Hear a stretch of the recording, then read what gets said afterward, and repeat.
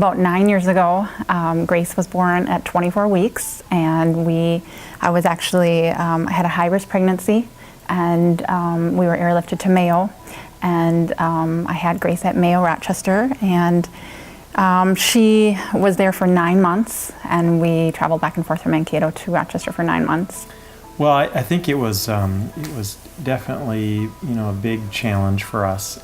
Jennifer was really driven to bring Grace home since we were in the hospital for such a long time. Mm-hmm. And I was too, and we worked really hard to train and learn as fast as we could.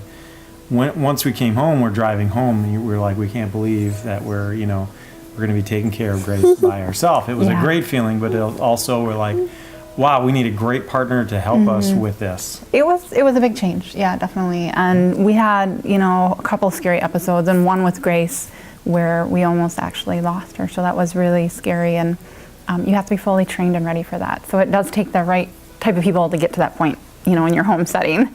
So not only is it rewarding to go home, but you also have to feel comfortable with people working with you in your home too. Well, when we were in the hospital, we were assigned to a home equipment company straight from Mayo, and we actually kind of learned things the hard way a little bit. We didn't have our home inspected, which I wasn't fully aware. We didn't have respiratory therapists come in and train me and check our outlets and do everything that they should to make sure I'm fully trained before they left. And because of that, and I wrote that in the book too, is because I wanted people to realize how important it is and the safety of bringing home a child and your rights and what you are entitled to figuring out. And I didn't realize that. And so when I worked with the original social worker at Mayo, we were assigned to a home equipment company, and they serviced us in the beginning, and we actually almost lost Grace, and because one of her equipment was not hooked up correctly, which is actually in my book too. So anyway, a friend of mine actually referred me to pediatric home service, and I called them, and they came out the very next day and set everything up, and it was like night and day for me. I think the thing is when the respiratory therapist came in from PHS, it was so nice because they were able to, like I said, go through the entire home with me and investigate everything, make sure everything was hooked up correctly. We had Grace stationed upstairs in one of the bedrooms, and they went through all the equipment with me from one end to the other, and were there to answer any questions for me, and I didn't have that before.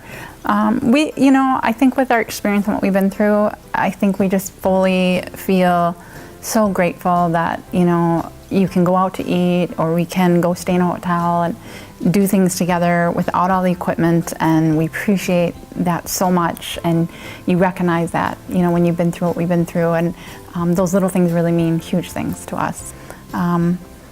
Grace is a good example to showing a child that's thriving and moving forward, and it's wonderful to be able to share that story with so many people, and that she's a miracle. It was a lot of work. Getting Grace weaned off the ventilator was a big chore because she was very dependent on it for so long, a big, probably 18 months of her life. So when we brought Grace home, we kind of just basically learned to feed and grow for a while, and we had PT come in and OT, and we would do exercises with her, and then gradually we started capping her trach and using a passing mirror valve and trying to listen to her talk and trying to get her to do a little talking, and everything just took weeks at a time to get her used to trying to breathe on her own, and eventually she got weaned off the ventilator, and that was remarkable, and we still kept them in the home until we were completely clear, and then eventually she was weaned off the oxygen.